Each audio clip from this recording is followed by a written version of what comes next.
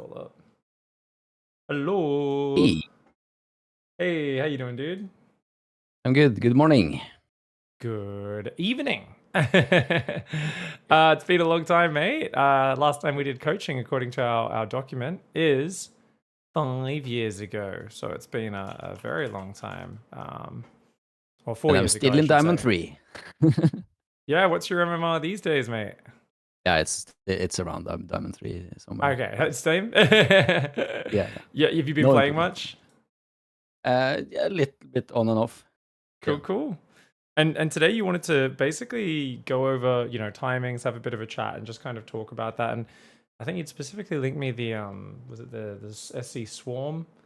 There was like a Yeah. little segment there where they'd kind of written up a bunch of different defensive timings, and that sort of stuff is really cool and useful. Sorry, I think that was an email. Do you have the link to that on hand by any chance? Yes. Link that up to me. That'd be awesome. There it is. Thank you. Um, So yeah, it's kind of one of these things where it does feel like because the meta shifts, sometimes these timings change, right? And Yeah. how people are doing builds change, and then there's always, even with this sort of knowledge, it always like changes depending on your skill level and just how people are executing it that you're playing against. Because like what was that? I saw someone do 3 racks versus Zerg the other day, but they went no Hellions to start. So instead of doing like the Hellion, normally you'd go like 2 to 4 Hellions, 3 command centers, then you'd go into like your 2-on-1. Sorry, not a 3 rack, so 2-on-1. But this guy just did a 2-on-1 and a third command center. With the third command center going down even before the factory started, and it was just like this like kind of a 3cc, kind of a 2-on-1, not the optimized 3cc 2-on-1 build though, because the command center was still after the second barracks. It was just kind of like a real mix and match sort of build order, and you will always get those sort of oddballs. But I do feel as well, I'm not sure what the experience is for people who are in Twitch chat or yourself on the ladder, but like, do you feel like there are certain builds that are like really dominant right now that you wanted to focus on today, and things like, oh, everyone's going for 2 factory Cyclone Hellion or something like that? Or No, I feel like it's it's like either I meet a player that's just like really tight and I just say blindsided or just overwhelmed, or it's somebody who just like freestyles and does nothing.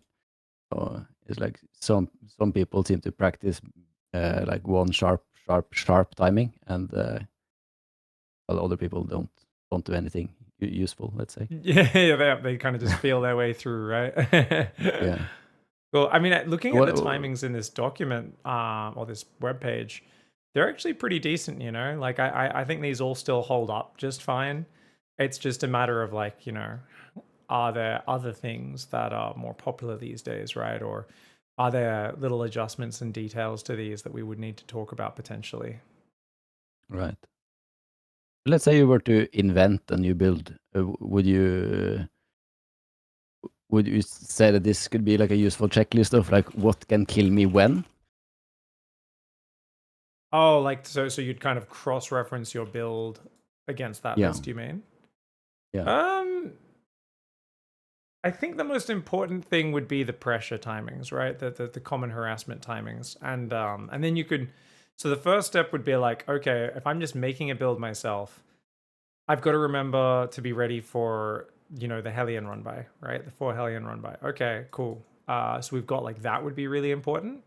If we scroll down to Zerg versus Protoss, the Oracle open is really important, but also like double adept is another thing. Like if you play against a lot of people who chrono 2 adepts across, right? Being ready for 2 adepts coming in at about, I don't know what time they arrive, 3:20, I want to say, probably. Usually it's just before link speed finishes, about 3:20, 3:30. Usually like just those very common early harassment timings.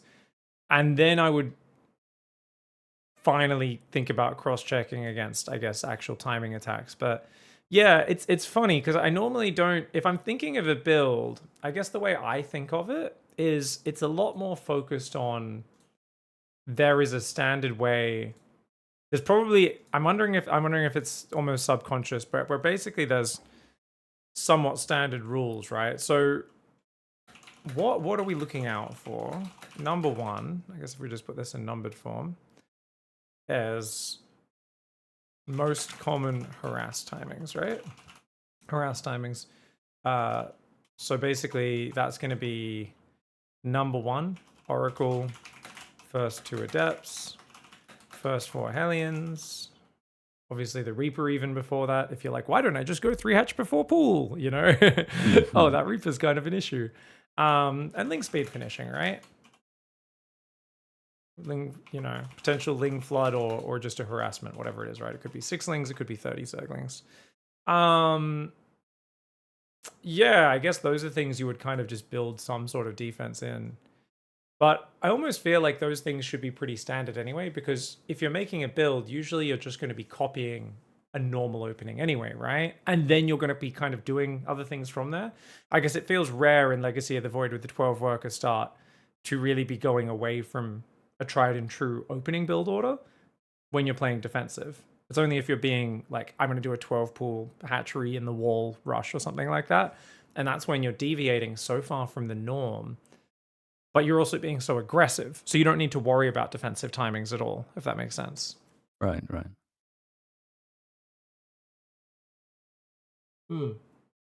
So you were just kind of brainstorming this stuff yourself, or were you looking at making new builds? Like what drove you down this line? Or you just felt like, hey, let's just kind of understand some theory a little bit deeper?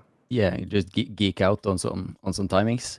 Cool. When I see, you know, it's also when I see people ask questions in Twitch chat, you know, they're like, what do I do when there are like 5 battle cruisers warping in at 2 minutes 30? And you know that's impossible because if you knew those timings, you would sort of eliminate all of those possibilities. So yeah. it's also just fun to memorize stuff, you know.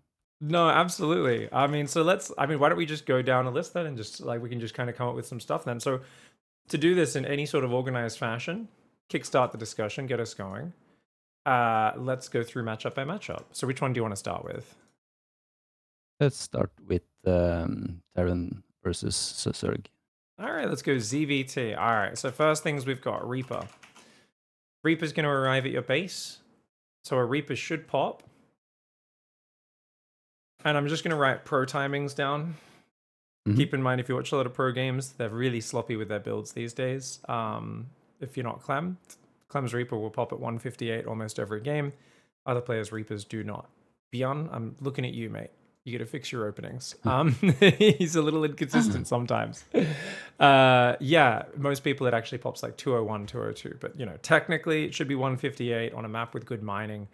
If you're playing like Abyssal Reef or King's Cove or Neon Violet, that's a bit harder to do consistently because the minerals are a bit less consistent on older maps. But on the newer maps, you should usually be able to do that. So Reaper pops at 158, and usually it's going to take, about 30 seconds to get across the map. So it should hit about 228.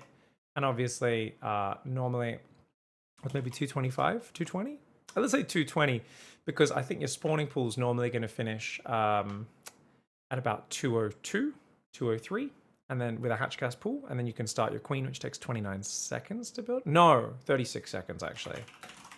Let me take a look. How long does a queen take to build? Wikipedia, my old friend. 36. It is 36 seconds. Okay, cool. And then we can go pool finishes. So basically a pool starts, let's say a minute 14 of 16, 18, 17. Who knows? Maybe it's slightly faster with the recent build. Oh, have you tried the 15? No. The 15 Overlord? Nope. You've watched Lambo's video, saves you though? 16 minerals or something? Yeah, it's just slightly more efficient. It's really nice because it makes it naturally easier, like to get your hatchery down as well. If you're always getting blocked in ZVP and you hate it. So, did you watch Lambo's video about it or? No. I've heard all the rumors. It's really self-explanatory. Like a lot of people, every time I mention this, they're like, so this is how I do it, right? And I like look at it and I'm like, that's a 13 Overlord. They're like, yeah. And I'm like, it's a 15 Overlord build. They're like, so when do I do everything? I'm like, there's only one way to do 15 Overlord. You build 14 drones, you do an extractor trick, you build a 15th Overlord. The only question should be what happens after that in terms of order. But I found that really funny that a few people were getting that part confused. I'm like, guys, if you just literally look at your replay and try it again, you're gonna figure out what you did wrong. 15 Overlord. So yeah, essentially you just do that extractor trick, and then because you get out normally you build one drone, then you wait for another 50 minerals, then build an Overlord, and then you wait for another 50 minerals to build the 14th drone. And then you got to wait for the Overlord to pop, and you build the 15th and 16th. Instead, at the same time, essentially, that you would start the Overlord, you're already getting up to 15 drones producing, or just after that, because you do need money for the extractor as well, the 25 minerals for that. So it's it's just slightly more efficient. What's nice is you can then go to the natural and expand.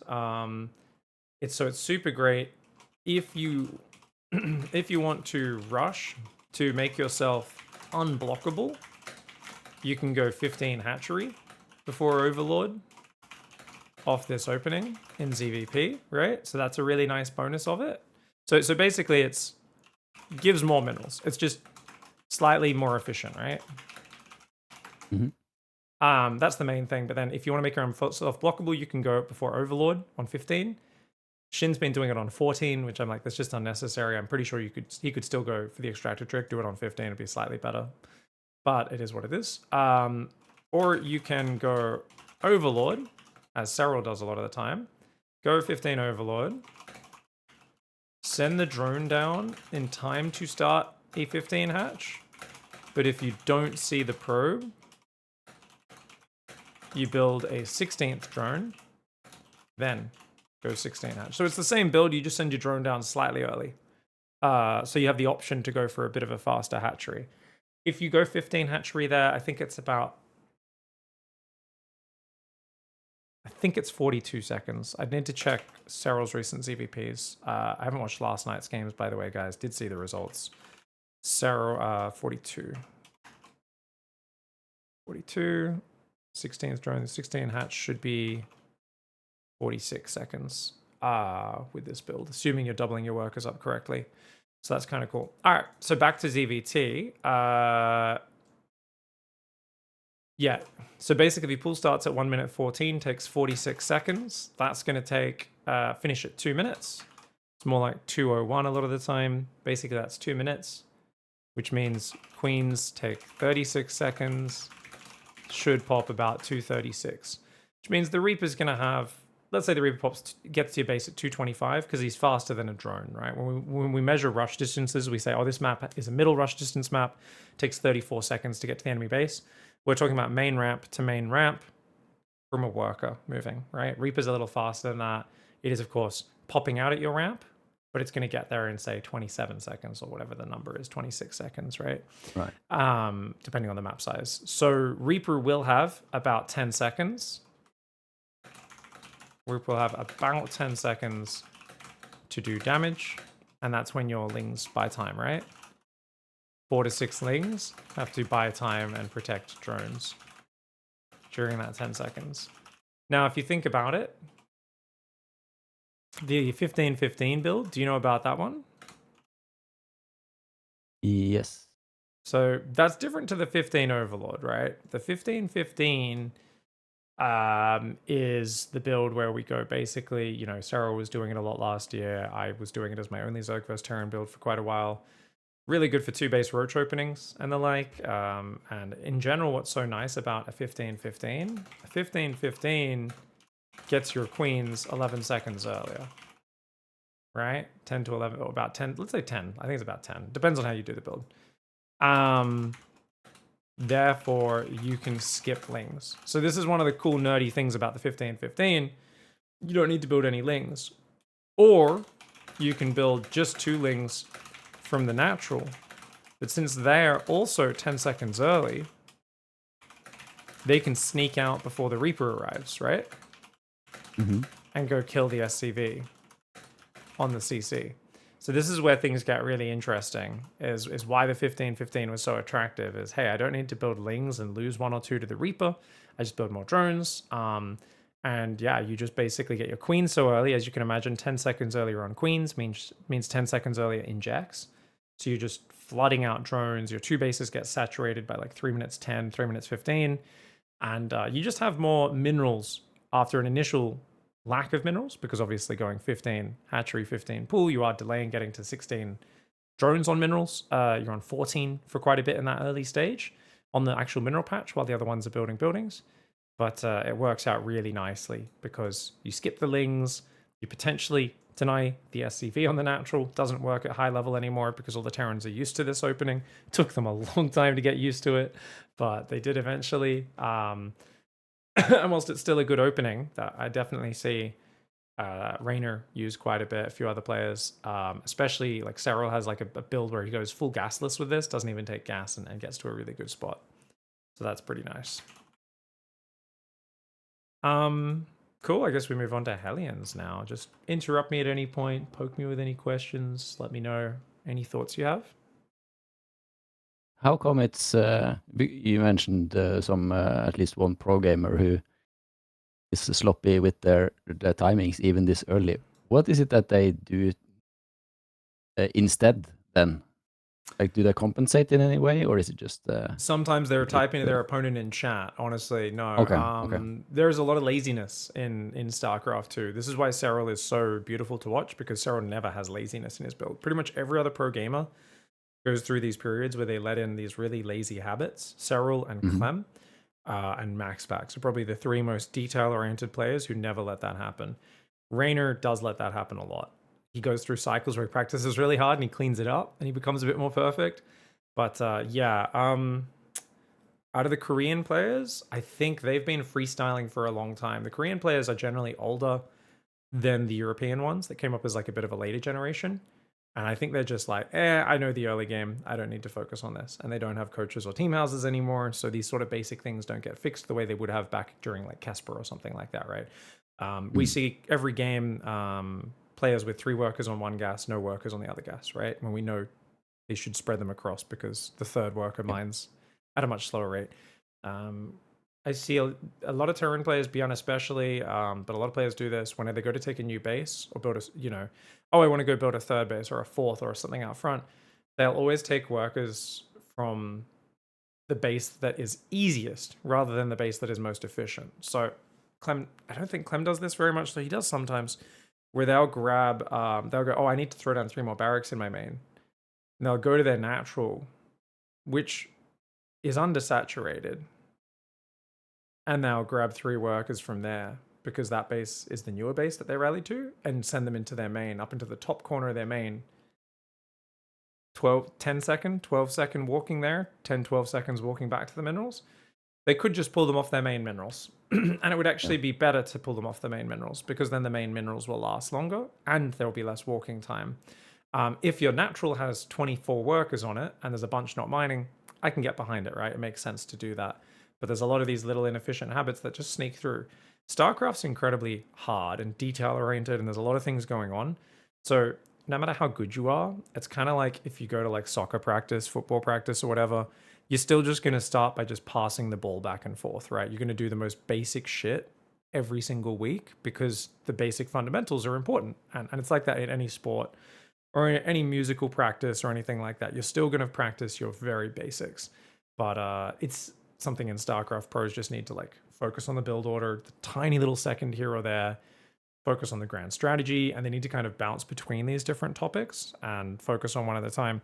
And I've always said that what's kind of cool about StarCraft, I know some people would lament it, is it's not like a classic sport.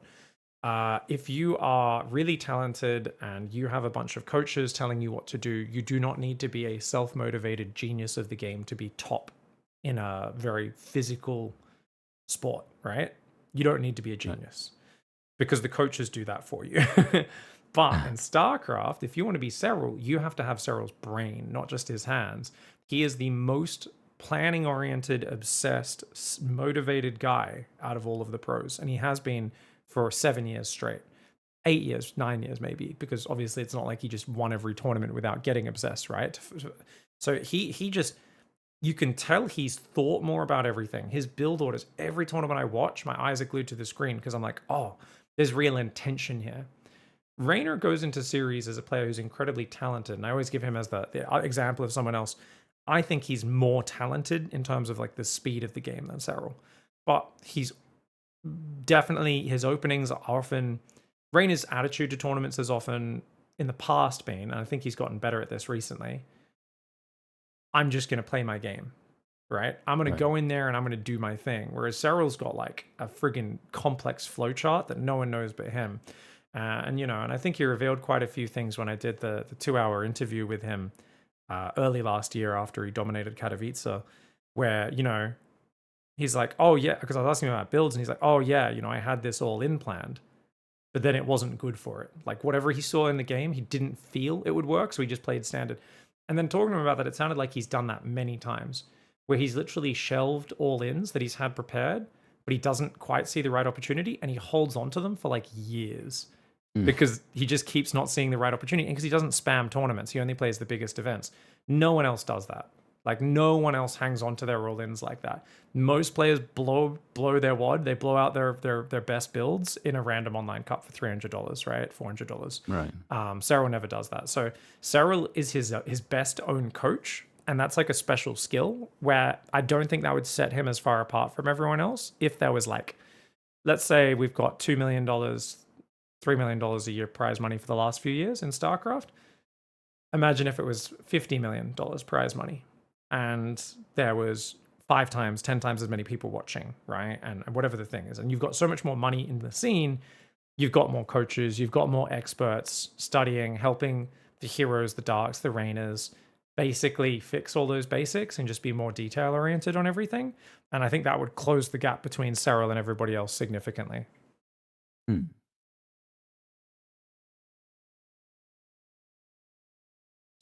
Cool. Back to ZVT. So Hellions, obviously that's super variable. Let's talk about it. I mean, we want to go super nerdy, so why not? Barracks gas, normal Hellions. Yeah, I guess it kind of depends on a few things, but I would say 345 for Hellions could technically dive. So if we think about it, basically factory usually starts at about, let's say, 207. Factory takes, I think, 43 seconds to build. Factory SC2. I actually don't know what the build time is on this. 43? Yeah, it is 43. Okay, apparently I do know these timings. I just don't think I do. So that's going to finish at 250. Factory starts, finishes at 250. Reactor takes 36 seconds as well, I believe. Exact same time. Let's check. Yeah, 36 seconds as well. Reactor finishes at 3 minutes 26. Yeah, okay. I mean, oh no, because obviously you're swapping onto the reactor, aren't you? You don't need to do that. Let's say, how long do we think an add-on swap takes? What would you say off the top of your head, Christian? 5 seconds. 5 seconds? Yeah, it's like perfect. If we do it perfectly, right? I'd say 5 seconds. Yeah. So I guess we should probably apply that. Yeah, I wonder. I really wonder now. If you're perfect with it, is it 5 seconds or is it even longer? Because it feels like it takes a second to lift off, move. Like, yeah, I don't know. Interesting. Let's say 6 seconds for now. Swap to reactor. Let's say 6 seconds. And then that means at 256, we're ready to build Hellions. Hellions take 21 seconds, which means add 42 seconds to that. 4 Hellions are out at 4 Hellions, 41 second build time, 42, sorry. It has been a long time since I've gone this deep on the little timings. So what would that be? 342 minus 6, 336, right? 336, 4 Hellions are out. They can run across the map. Yeah, I think 4 minutes, which is basically what they said in the document, in the guide. 4 Hellions could run in. Okay. If it's a gas first, though, gas first, factory starts, could be as early as 150. Let's say 155. Technically, it can be earlier, but I don't think you have the money to start the reactor instantly. Then again, no, the reactor can be delayed because of the build time, the lift time. So while it's finishing, the factory can be floating into position and then instantly landing, right? Factory starts, that should be 15 seconds faster. So if it's gas first, it could be 345 for Hellion run by. Basically, it shaves 15 seconds off your build, right? Yeah. I'm not sure if 207 is kind of pressing it for how early it is. Because most people go Reaper, then Marine, then Reactor. Yeah, no, that's fine. Yeah, it'd be about 15 seconds. Maybe slightly more than that, depending on when that factory does actually go down. So I'd need to check replay for that one. But you can shave a few seconds off with that. So Liberator can hit you probably, let's say 430, maybe 420. Yeah, I think they could hit you with a Liberator. And the thing is, likewise, all of these can be a little faster with gas first, right? Banshee can technically hit you at 420, only if playing versus Gumiho's gas first build. Versus anyone else, it's closer to 5 minutes. Which is why... So, Spores at 445 is actually completely safe. Versus 95% of Terran, right? Like, you can actually just get them so late and have more money, right? So, knowing that 4 Hellions could run in at 345 and always saying, I need to have 20 Zerglings out and 5 Queens by 345, that's going to actually be a bad call, right?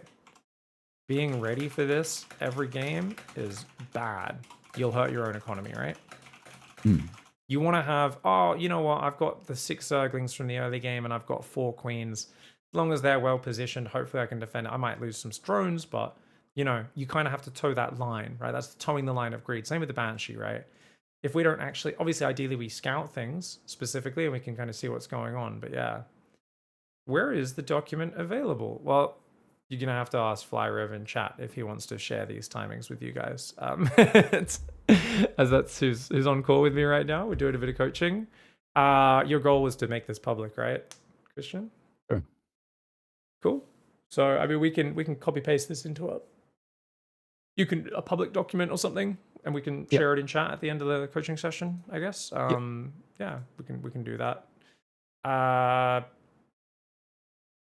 So yeah, likewise, Spores at 445 is completely safe. But if you see a gas first, right? If you see a guy who's gone insanely fast into that, like Gumiho will often not even build a reactor. He just builds Hellions one at a time because he wanted to go for the Banshee so fast. So he's trying to like clear the Overlords with Marines. Then he gets 3 Hellions built one at a time out of the factory. That's still enough to one-shot drones or Zerglings, but you know, it's not nearly as scary as like 4 or 6. And then he hits with that really fast Banshee as well. Yeah. What I often do is that I build a reactor and then I get supply blocked and only build 1 Hellion anyway because the second one won't build because I'm blocked. So that's another alternative, right? My man, I've done that build before as well. That's a special. I guess BC is probably gonna hit 530 earliest in most games. I can't really see it hitting. I guess 520 earliest. More often closer to 6 minutes. Yeah. I mean, I did a fastest BC ever. We can use that to benchmark. Fastest BC ever SC2 pig. Let's go. The very dumb video I did. I'll link it in chat and I'll just link it to you on Discord as well. I'm pretty sure the first game I probably would have been pressing it a little bit hard. All right. So what time do I teleport this BC? Oh my god, this BC is so early.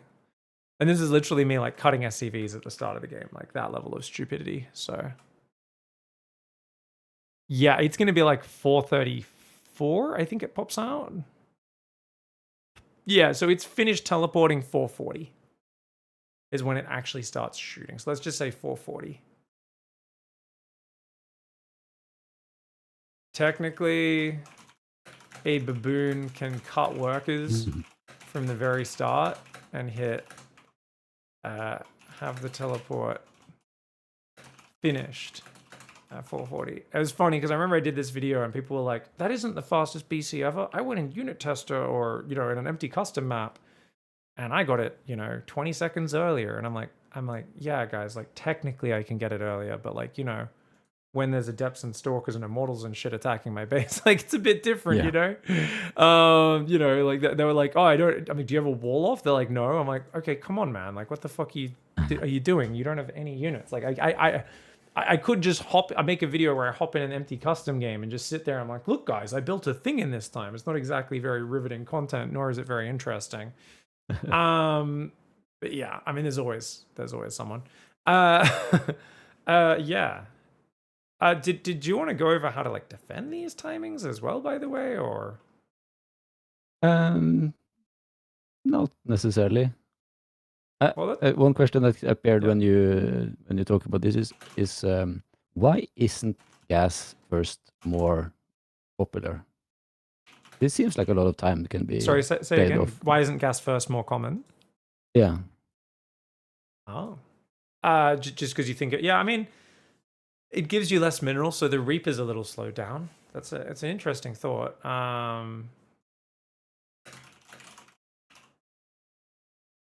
Why isn't gas first more popular? So basically, with gas first,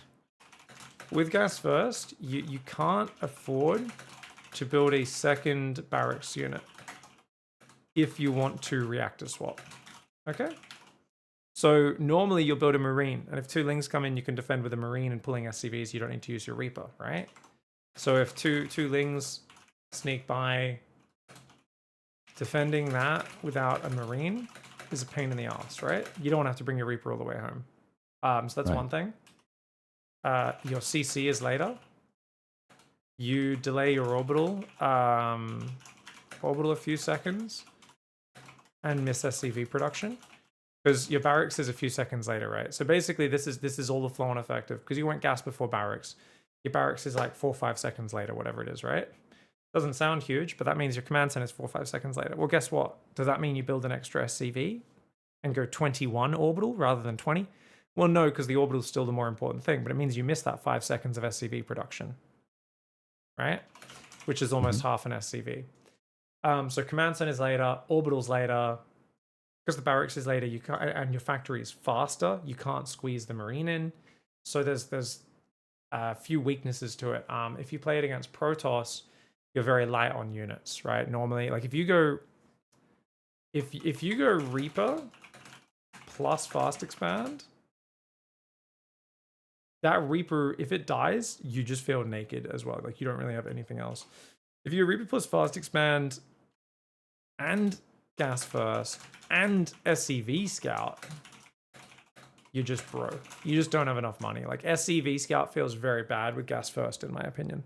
So because you just don't have the minerals to really feel like you can do everything. So that's personally why I find that kind of awkward. I still think it's a good build. Gumiho does it a lot. A bunch of other Terrans do it a fair amount. And it was funny because there was a period, first 2-3 years of Legacy, no one did it. Maybe the first year and a half, I would say. Then there was like 4 years where everyone only went gas first every game. And now that the game's gone in such a hyper-economic direction, everyone's just like, nah, faster natural, faster third CC. If you open gas first and you want to use all that tech, oh, I want to build faster Banshees, I want to build faster Hellions or Libs or whatever, it just feels like your third command center kind of gets put on the back burner as well. You kind of end up in this situation where it's quite delayed. Actually, I came up with a build, help deal with the slower economy, crappy third timing of this for ZV2. And I never ended up practicing it much, and I wish I did more. Basically, it was a gas first Hellion dive, Hellion plus lib diving harassment opening with a third CC behind it, all off one gas. And that was the difference, as I realized that the only way I could do this and have a decent third timing is I have to delay the second gas. And that would give me the extra mineral mining and minerals, 75 minerals from the refinery, the build time of that, which is 21 seconds of mining time on a single SCV, plus the 3 SCVs that start mining it. And that might slightly slow down my Liberator, you know, might slow down Lib slightly, or more importantly, mean we don't have a lot of gas banked for the transition, but allows a much faster third.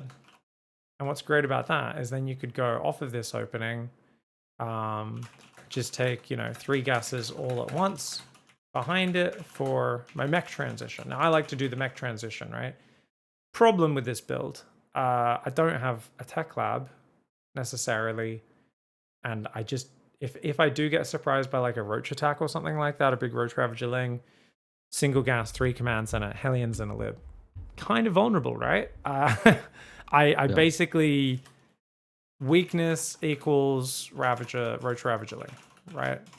Ravager ling timings that I don't spot.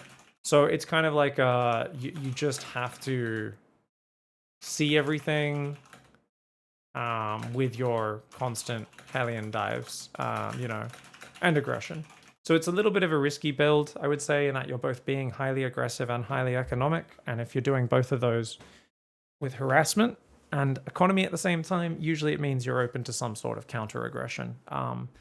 But yeah, I found that was a nice way of balancing it. But if you don't do that, you'll often see a game where Gumiho's got crazy damage with like really fast Banshee surprising the opponent, Hellions dancing around, all of the weird little twists he adds in there. Oh, he killed 30 drones in this early game. You're like, oh, he's still down 20 supply. And because his third isn't landing at 5 minutes, like it so often is for Clem and everything, it's landing at 7 minutes, right? It just that 2 minutes makes such a big difference with the way the economy snowballs in modern Legacy of the Void StarCraft 2. So that's kind of a big thing, yeah.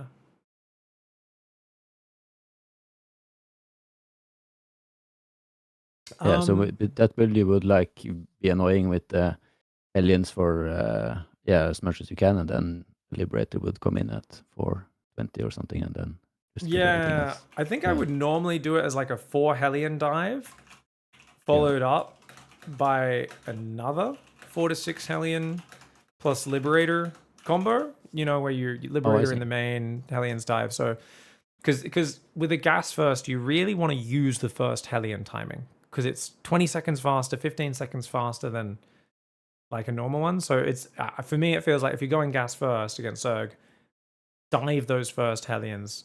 They're not going to have ling speed a lot of the time at that point. A lot of people delay their ling speed quite a lot. Their queens might be out of position. It can catch them off guard. And yeah, if people aren't used to it, it's kind of crazy. Like if I play the guys who are under 4.8k, who I occasionally run into on ladder, they just die to the first Hellions and the Reaper a lot of the time, because they've spent all of their energy on creep. Their queens are all kind of scattered, and I'll be like, oh, there's just like I either run in and kill all the drones, or I just start killing queens, even with the first 4 Hellions and Reaper. You're bouncing them around and just picking them off one at a time. And you kind of go, oh. And I'm like, oh, you've been playing against Terrans who all play Barracks Gas. You've been playing against, Terrans who don't really attack with their Hellions anymore. And you can just casually build up your queens, and, the Hellion player is just afraid of engaging, Yeah. Yeah. Yeah.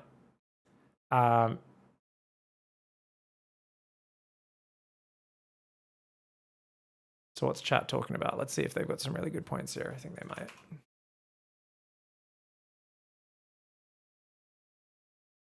I tried to gas first a bunch with Protoss when I came back to SC2. It's very strong. You're super vulnerable to cheese since you can't really scout.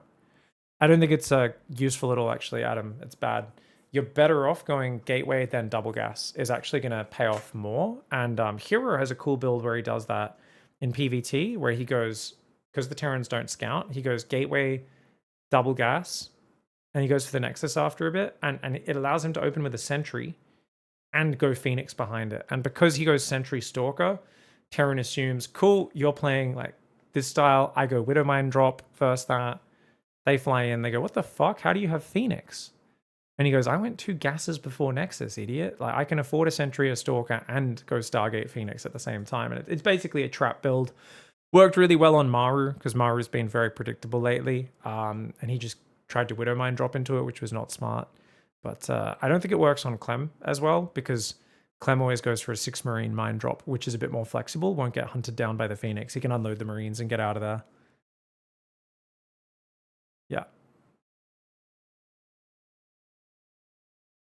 Cool. Okay, they're all talking PVZ. No worries. All good, all good. Interesting to see if there was any points there. Yeah, how do you defend the Zerg versus Terran timings? Queens beat everything is generally the rule, right? Queens beat everything And you can either build lings at set times, right? So I might say for a new player, so plat league advice, right? And this could apply across multiple leagues, but I'd be like, 4 minutes, build 20 lings, then go back to drones. Like I might just say something like that, right? And then we can say like GM advice is if you see lots of Hellions, you know, moving out, basically just build lings to react to Hellions you see, right? Assuming you start with four lings, you see 4 Hellions, move out, go up to 12 Zerglings or something like that, right? And the idea being queens on the front line, they're the trident, and the lings are the net. And I've been using this analogy forever. What's the isn't it like the is it the Myrmidon or the whatever the Roman gladiator trident net? What's that guy called? The Retiarius, the net fighter. Yeah, basically your defense is a good old Retiarius. You're one of these guys. Have you got the stream open, Christian? Yeah, I can see the picture. See, yeah, okay. That's funny. Basically, the queen's pointy and fuck shit up, and he will have to try to zip around them and run past, and that's when the net catches him. Zerglings, if they ever run off creep, they get destroyed. If they ever clump up, they get destroyed. But they're just there to stop him running past the queens. That's their whole job. Right. Yeah, that's the biggest thing. Queens beat everything. Overlord vision is really key. Overlord vision is super key to be in the right spot at the right time. Yeah. And the thing is, like, I don't really, if we go past all that info, right? What if we go to oops. What about ZVT Terran kill timings? Like 2-base push. I just don't think it's important. I don't think it's important to know in theory when that hits, unless you know, everyone's doing the same build, right? Right. But I imagine everyone's going to do it from different scenarios. It's more important to just know your basics, right? Of scouting, right? Signs of greed versus signs of aggression. What do I mean when I say signs of greed versus signs of aggression? Essentially, no eBay. Okay, only single eBay. That's a sign of aggression, right? I guess we can just make a list, make this cleaner. Signs of aggression. Only single eBay. Lots of barracks up early, right? No third CC. And, you know, signs of greed. Third CC. Double eBay. If you see double forge, double eBay, you see a third command center. These are all signs of greed, right? Yeah. And then the barracks are later, right? So maybe it's something where you can benchmark the barracks timings yourself to kind of know when they should be going down with a different build. But I think usually for me, it's just, is there a third command center? Is the main one. And that's really the main thing I'm looking for when I scout a Terran.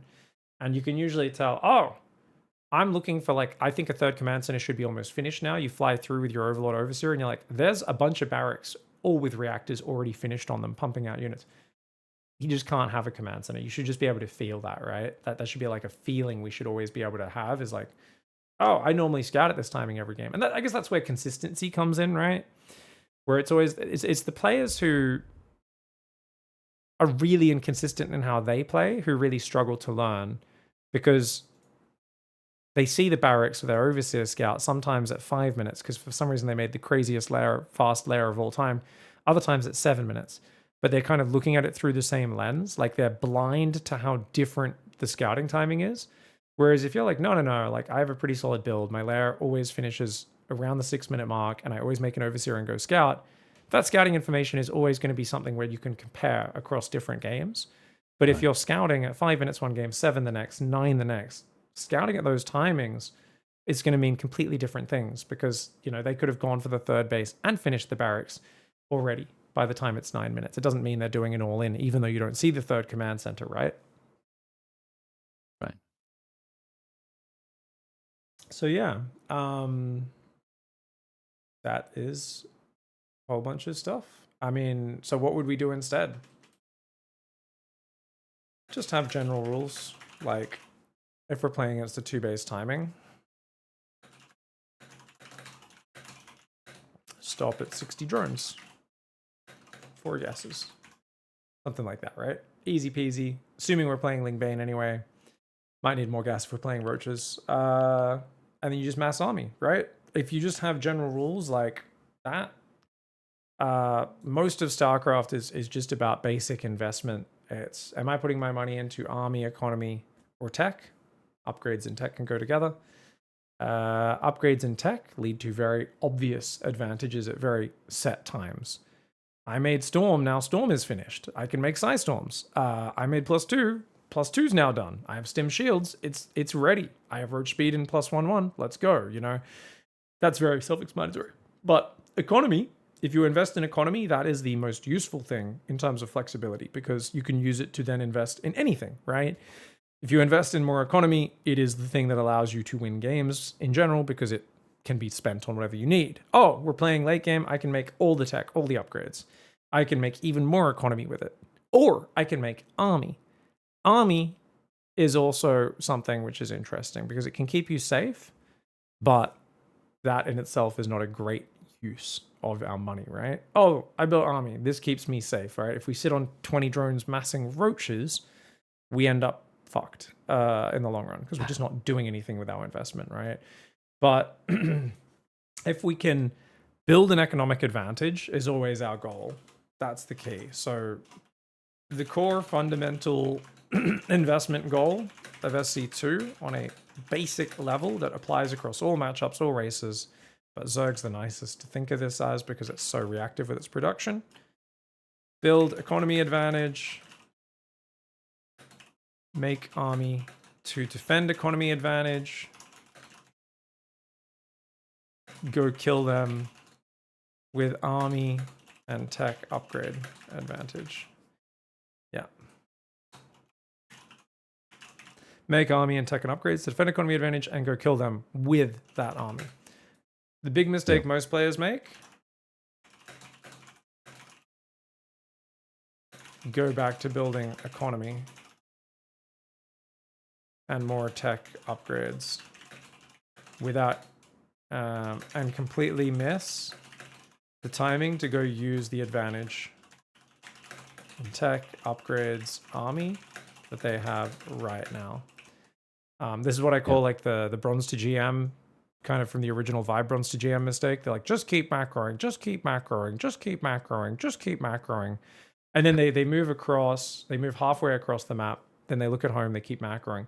Then they move 3/4 of the way across the map. They look at home, keep macroing. They could have already hit the guy 40 seconds earlier. And then they A move, and then they look at home and keep macroing. And then it's like, number one, you've given the guy an extra minute and a half to get ready. And your advantage has been slipping away that whole time. Number two, you're not looking at your army, you're not microing it as well. So you're throwing all your leads away. Which is just bad. It's just a terrible way of playing StarCraft.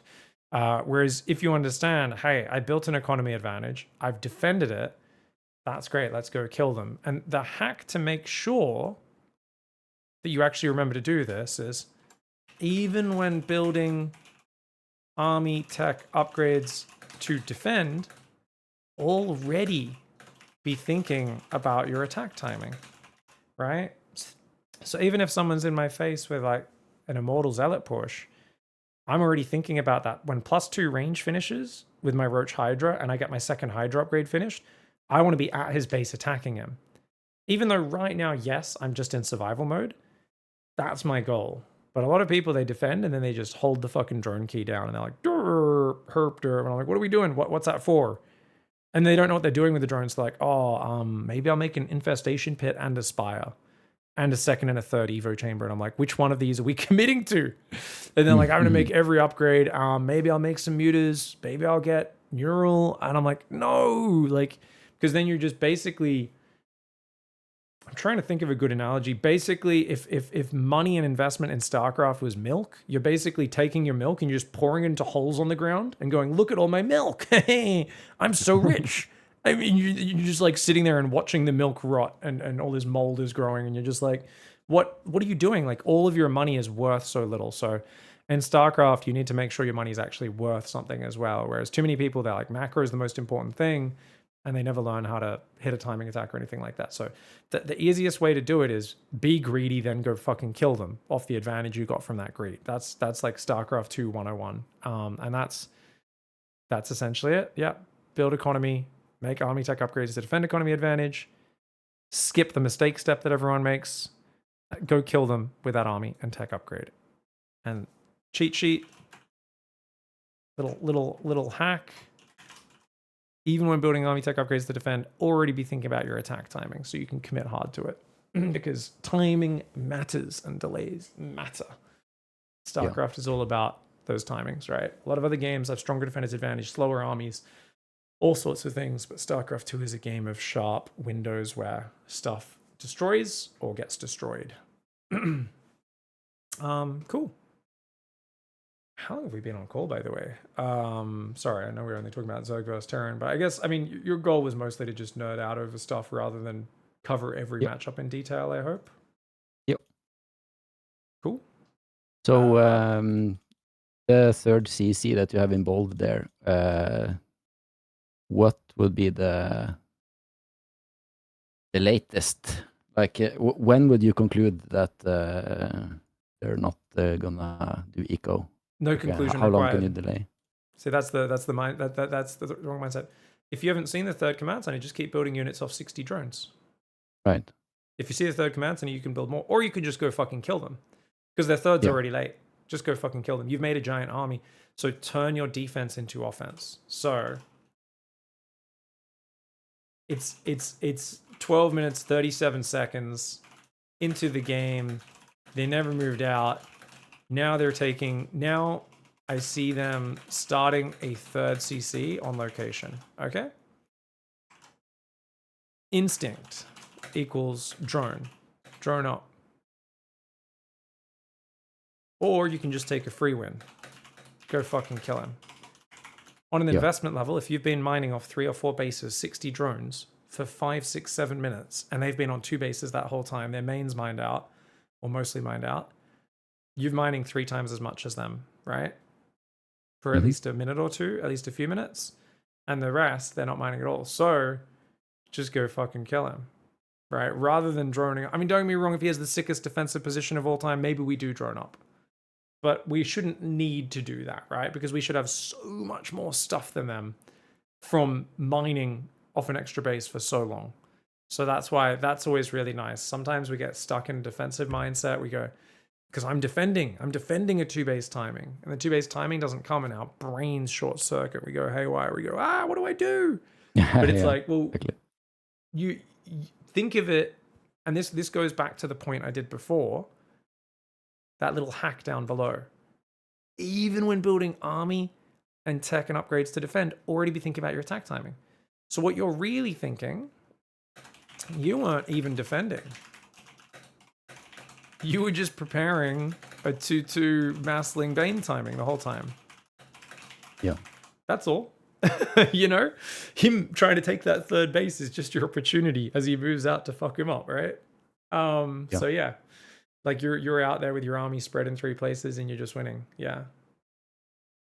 So that's always a really good thing to remember. Yeah. Sometimes we get too defensive or too reactive, and like you'll watch these kind of crazy, aggressive, risky players who gamble a lot, and they'll just like attack in these situations you would never think to attack, or they'll get in there and just do stuff. And sometimes it's legitimately a bad idea, but other times they find these little windows where you're like, oh yeah, of course you can attack there. I was thinking too much about being the defender in this situation. Oh yeah. So it's always eye-opening watching a hero or someone attack when he shouldn't, or when you think he shouldn't, and you realize, oh yeah, it's actually a great idea. Yeah. Cool. Cool. Right. I'll paste this into a public document and share it with your Oh, lovely chat's getting excited for it. Yeah. Yeah. That's cool. Let's see if there's any other really good comments in chat as well.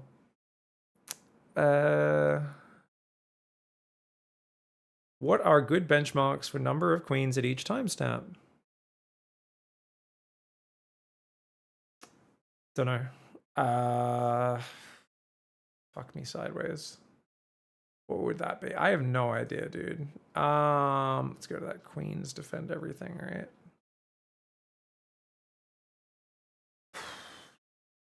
General benchmark would probably be